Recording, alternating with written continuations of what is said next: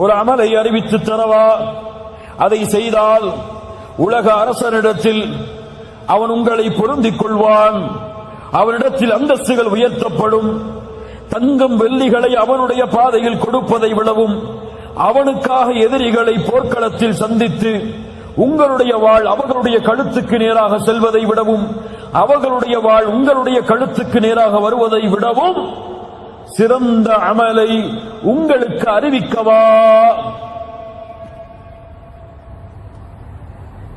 சொல்லுங்கள் அல்லாஹ்வுடைய தூதரே. ذிக்ருல்லாஹ், அல்லாஹ்வுடைய ذிக்ர், நினைவு. அல்லாஹ் கூறுகிறான், الذين آمنوا وتطمئن قلوبهم بذكر الله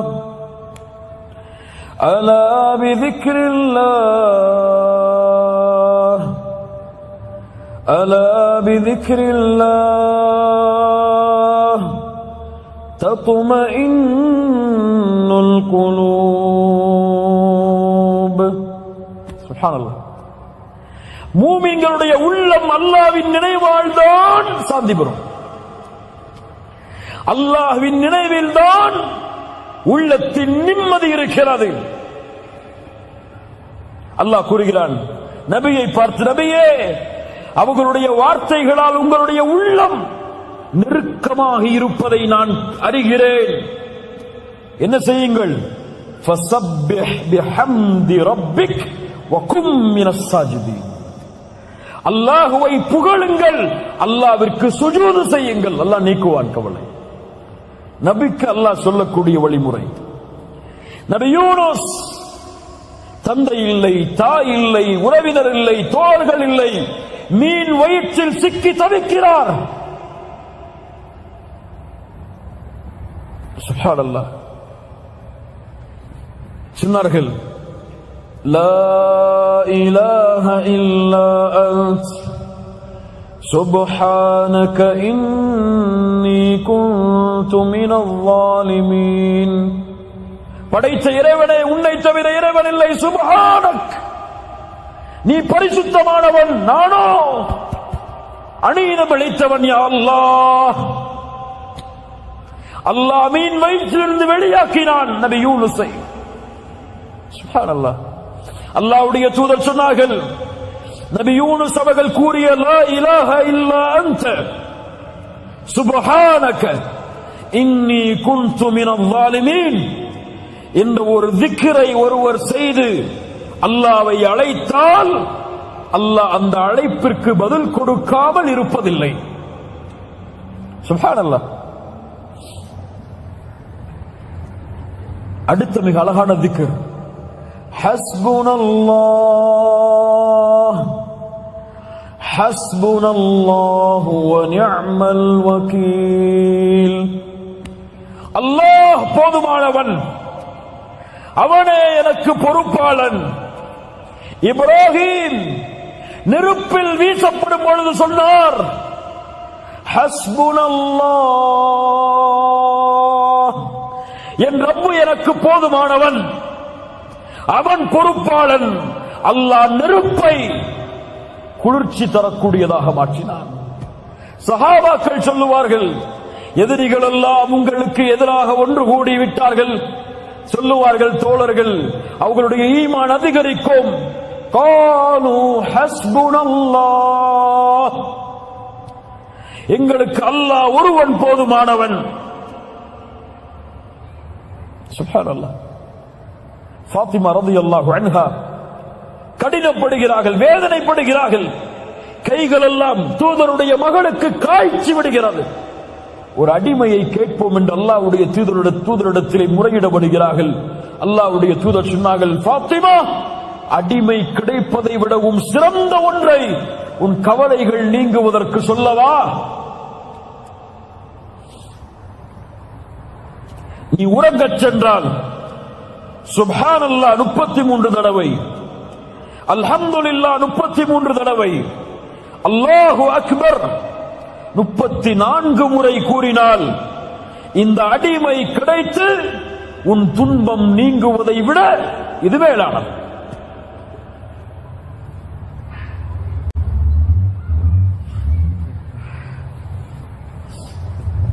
அடிமை கிடைத்து துன்பம் நீங்குவதை விட அது மேலானது என்று அல்லாஹ்வுடைய தூதர் முஹம்மது ரசூலுல்லாஹ் ஸல்லல்லாஹு அலைஹி வஸல்லம் சொன்னார்கள். ذிக்ர் உள்ளத்திற்கு மன நிம்மதியை ஏற்படுத்தும். கவலையா அஸ்தக்ஃபிருல்லாஹ் அஸ்தக்ஃபிருல்லாஹ் அஸ்தக்ஃபிருல்லாஹ். துன்பம் ஏற்படுகிறதா சுப்ஹானல்லாஹ் சுப்ஹானல்லாஹ் சுப்ஹானல்லாஹ். பிரச்சனை தவிக்க முடியாத பிரச்சனைகள், பள்ளிக்கு செல்லுங்கள், தனிமையில் உட்காருங்கள், அல்ஹம்துலில்லாஹ் அல்ஹம்துலில்லாஹ் அல்ஹம்துலில்லாஹ். யார் தனிமையில் உட்கார்ந்து அல்லாஹ்வை நினைத்த காரணத்தால் அவர்களுடைய கண்களிலிருந்து கண்ணீர் பீரிட்டு ஓடியதோ நாளை மறுமையில் அர்ஷின் நிழலில் அல்லாஹ் அவருக்கு நிழலளிப்பான். ذிக்ர் அலா பிذிக்ரில்லாஹி தத்மைனுல் குலூப். இது முஃமின்களுக்கு. இன்று பல முனாஃபிக்குகளுக்கு, முஸ்லிம் என்ற போர்வையில் இருக்கக்கூடிய பலருக்கு மன நிம்மதி எதில் தெரியுமா? எதில்? மியூசிக். மியூசிக், சினிமா பாடல்களை அவர்களுடைய காதுகள் கேட்பது நிம்மதி. எதை அல்லாஹ் சபித்தானோ, எதை தூதர் சபித்தார்களோ அது இன்று முஸ்லிம்களுக்கு ஹலால். என்ன ஒரு சமூகம் இது! யார் காட்டிய வழிமுறை? சினிமாவில் இருந்து என்று முஸ்லிம்களை பிரிக்க முடியவில்லை. சினிமா பாடல்கள் கேட்காத முஸ்லிம் இல்ல. மாஷா அல்லாஹ், இன்னைக்கு மொபைல் எடுத்து பாருங்க, இங்க இருக்கிறவங்க கையை தொட்டு பாருங்க, என் மொபைல்ல சினிமா பாடல் இல்ல அப்படின்னு எத்தனை பேர் சொல்ல முடியுங்க? சொல்லுங்க, யோசிச்சு பாருங்க. அங்க ஆன்டி வைரஸ்க்கு குர்ஆனை பயன்படுத்திப்பாங்க. எதுக்கு? போன் கிடக்கூடாது இல்ல, பரக்கத்து இருக்கிற போன்ல, அதுக்கு குர்ஆன் வேணுமா இருக்கு? லா இலாஹ இல்லல்லாஹ். இரவில் தூங்கும் பொழுது மியூசிக்கை கேட்டுவிட்டு உறங்குகிறான். தூக்கம் அப்போதான் வருது அவனுக்கு. சுப்ஹானல்லாஹ் என்ன வரல, அல்ஹம்துலில்லாஹ் என்ன வரல, அல்லாஹ் அக்பர் என்ன வரல. காதுல ஹெட்போனை மாட்டி மியூசிக்கை கேட்டாதான் வருதுன்னா அவர்களிடத்திலே சொல்லுகிறேன், உங்கள் கல்பு செத்து விட்டது. ரப்பிடத்திலே கல்பை கேளுங்கள். உடல் மட்டும்தான் உயிரோடு இருக்கு. ஹராமில் இன்பம் கண்டால் உடல் உயிரோடு இருக்கிறது, உள்ளம் செத்து விட்டது. உள்ள உயிரோடு இருந்தா ஹராம கேட்டா வெறுக்கும், அருவருப்பு தன்மை ஏற்படும். இதை விட்டு ஓடணுமே என்ன ஏற்படும்? சஹாபாக்கள் சொல்லுவார்கள், இசையும் குர்ஆனும் ஒரே காதில் ஒன்று சேராது. ذிக்ர், அல்லாஹ்வை நினையுங்கள். குறைஞ்சு போச்சுங்க. தொழுக முடிச்சிட்டு அல்லாஹ்வுடைய தூதர் சொன்ன ذிக்ரை சொல்லிட்டு எழுந்திருக்கிறதுக்கு எத்தனை பேருக்கு டைம் இருக்கு? அவ்வளவு பிஸி அவங்க. யாரா முதல்ல வெளியே போறது, வெளியே போனா யாருக்கு அவார்டு கொடுப்பாங்க நிலைமையில பள்ளியில தொழுத காலி.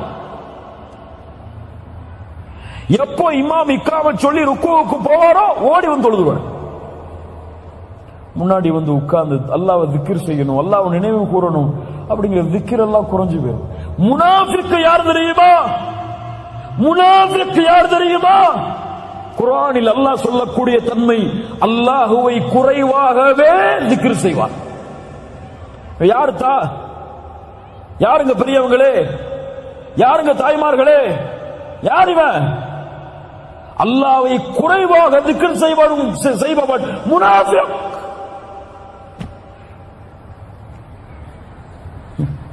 இங்க சுப்ஹானல்லாஹ் அல்ஹம்துலில்லாஹ் அல்லாஹு அக்பர் லா இலாஹ இல்லா அன்த சுப்ஹானக இன்னி குன்து மினல் ஸாலிமீன் ஹஸ்புனல்லாஹு நிஅமல் வகீல் சுப்ஹானல்லாஹி வ பிஹம்திஹி அதத ஹல்கிஹி வ ரிதா நஃப்ஸிஹி வ ஸீனத அர்ஷிஹி வ மிதாத கலிமாத்திஹி. உள்ளம் அப்படியே உயிர்ப்பிக்கும் ஈமானோடு கூறினால், கல்பு அப்படியே குதிச்சு எழும், கவலைகள் ஓடும். உள்ளத்தோடு சொன்னால் நமக்கு ذிக்ர் எல்லாம் நமக்கு வந்து பரக்கத்துக்கு. எதுக்கு பரக்கத்? சுப்ஹானல்லாஹ் என்ன அர்த்தம் தெரியாது. ஆனா சுப்ஹானல்லாஹ் சுப்ஹானல்லாஹ் சுப்ஹானல்லாஹ் தஸ்பீஹ் பண்ணி ஊட்டிக்கிட்டே இருப்பாரு. கையில ஒரு மிஷின் வச்சு தட்டிக்கிட்டே இருப்பாரு. எவ்வளவு சொன்னீங்க? 1000 முறை, 2000 முறை. என்னத்த அர்த்தம் தெரியாது. அல்ஹம்துலில்லாஹ் என்ன அர்த்தம் தெரியாது. இத்தனை வருஷம் தொழுறீங்கல்ல, சமி அல்லாஹு லிமன் ஹமிதா என்ன அர்த்தம்? என்ன அர்த்தம்? சமி அல்லாஹு லிமன் ஹமிதா என்ன அர்த்தம்? இந்த கூட்டத்தில் எழுப்பி கேட்டா 190 பேருக்கு தெரியாது. இல்ல மாஷா அல்லாஹ், அல்லாஹ் பாதுகாத்தவர்களை தவிர. ஏன் ஆர்வம் இல்லைங்க? கல்பு ஒன்று சேரல, கல்பு அமைதி கிடைக்கல, கல்புக்கு நிம்மதி கிடைக்கல. சமி அல்லாஹு லிமன் ஹமிதா, புகழப்படுவதை அல்லாஹ் செவியேற்கிறான் என்று இமாம் சொல்லும் பொழுது, அப்படியா அல்லாஹ்வை புகழ வேண்டும். ரப்பனா லக்கல் ஹம்த். கல்பு அப்படியே சாந்தி அடையும். இந்த 10 கவலைகளை நீக்கக்கூடிய வழிகள். இதை செய்தால் அல்லாஹ் நம்முடைய கவலைகளை நீக்குவார். இறுதியாக, என்னதான் கவலைகள் நீங்கினாலும், என்னதான் துன்பம் நீங்கினாலும், ஒரு முஃமினுடைய உண்மையான மகிழ்ச்சி இந்த உலகத்தில் அல்ல. இமாம் அஹ்மது இடத்திலே கேட்கப்பட்டது, இமாம் அஹ்மது அவர்களே, ஒரு முஃமினின் உண்மையான மகிழ்ச்சி எப்போது? கோடிகளை கட்டும் பொழுது, ராய்ஸ் ரோயஸ் கார்ல வலம் வரும் பொழுது, அல்லது பெரிய பெரிய பில்டிங்கை வாங்கி மிகப்பெரிய சொத்துக்களை குவிக்கும் பொழுது, அழகிய மனைவிமார்களை திருமணம் முடிக்கும் பொழுது, அழகிய பிள்ளைகளை பெருக்கும் பொழுது, உலகத்தில் மிகப்பெரிய அரசனா மாறும் பொழுது. சொன்னாங்களா? அஹ்மது சொன்னார்கள், ஒரு முஃமினுடைய உண்மையான மகிழ்ச்சி சொர்க்கத்தில் அவன் எடுத்து வைக்கும் முதல் 8 ஒரு முஃமினுக்கு எதுவும் திருப்தி அளிக்காது, இந்த உலகத்திலும் மறுமையிலும், ஒன்றை தவிர. மறுமையில் சொல்லுவான், சொர்க்கத்தில் நுழைவான், அல்லாஹ் அழைப்பான், ஹல் ரதைத்தும், திருப்தி கொண்டீர்களா? எப்படி அல்லாஹ் திருப்தி கொள்ளாமல் இருக்க முடியும்? உங்களுக்கு கொடுத்த இந்த சொர்க்கங்களை, அருட்கொடைகளை விட சிறந்ததை உங்களுக்கு கொடுக்கவா? யா அல்லாஹ், அது என்ன இருக்க முடியும்? அல்லாஹ் கூறுவான், இன்றைய தினம் என் பொருத்தத்தை நான் ஹலாலாக்குகிறேன், இதற்கு மேல் உங்கள் மீது நான் கோபமே படமாட்டேன் என்று அல்லாஹ் கூறுவானே, அந்த வார்த்தையை அந்த முஃமின் இந்த 2 காதால் கேட்கும் வரை அவனுக்கு உலகத்திலே எது வந்தாலும், எது வரவில்லை என்றாலும், துன்பம் வந்தாலும், கஷ்டம் வந்தாலும், செல்வம் வந்தாலும், வறுமை வந்தாலும், இந்த உலகத்தில் எது கிடைத்தாலும், கிடைக்கவில்லை என்றாலும், அவனுக்கு எதுவும் நிம்மதி அல்ல. அவனுடைய உண்மையான நிம்மதி இந்த வார்த்தையில் தான். சொர்க்கம் தான் ஒரு முஃமினுடைய உண்மையான மகிழ்ச்சி. இந்த உலகம் தற்காலிகமானது, இதில் நீங்கள் எப்படி வேண்டுமானாலும் இருக்கலாம்.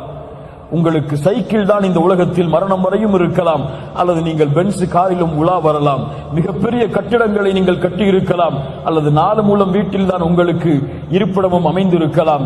வறுமையும் கவலையும் தான் உங்களை வாட்டலாம், அல்லது சந்தோஷமும் மகிழ்ச்சியும் தான் இந்த உலகத்தில் நிலைத்திருக்கலாம். ஆனால் எதுவும் இந்த உலகத்தில் யாருக்கும் நிரந்தரம் அல்ல. இன்று மரணமானால் எல்லாம் அவரை விட்டு விரண்டு ஓடும் ஓடும் ஓடும் ஓடும். செல்வம் ஓடும், பதவி ஓடும், குழந்தை ஓடும், மனைவி ஓடும், எதுவும் அவனுக்கு சொந்தமாக இருக்காது. உமர் அவர்கள் சொன்னார்கள், கபர்களை பார்த்து, கபர்வாசிகளே எதை சேர்த்து சென்றீர்கள்? செல்வம் இன்று வேறொருவர் அனுபவிக்கிறார், வீடு வேறொருவர் தங்கி இருக்கிறார், பதவி வேறொருவர் அனுபவிக்கிறார். நீங்கள் உங்களுக்காக நினைத்து வைத்த மனைவிமார்களும் நீங்கள் மரணித்ததற்கு பிறகு வேறொருவரை திருமணம் செய்து வேறொருவருக்கு மனைவியாகிவிட்டார்கள். கபர்வாசிகளே, எதை இந்த உலகத்தில் உங்களுக்கு சொந்தமாக்கிறீர்கள்? فاستبقوا الخيرات وسارعوا إلى مغفرة من ربكم وجنة عرضها السماوات والأرض أعدت للمتقين. விரைந்து வாருங்கள் அந்த நன்மைகளை அடைவதற்கு. இந்த 10 நிபந்தனைகளை, 10 செயல்களை யார் தங்களுடைய வாழ்வில் நிலையாக தொடர்ந்து செய்து வருகிறார்களோ அவர்களுடைய வாழ்வில் எல்லா பிரச்சனையும் அல்லாஹ் நீக்குவான்.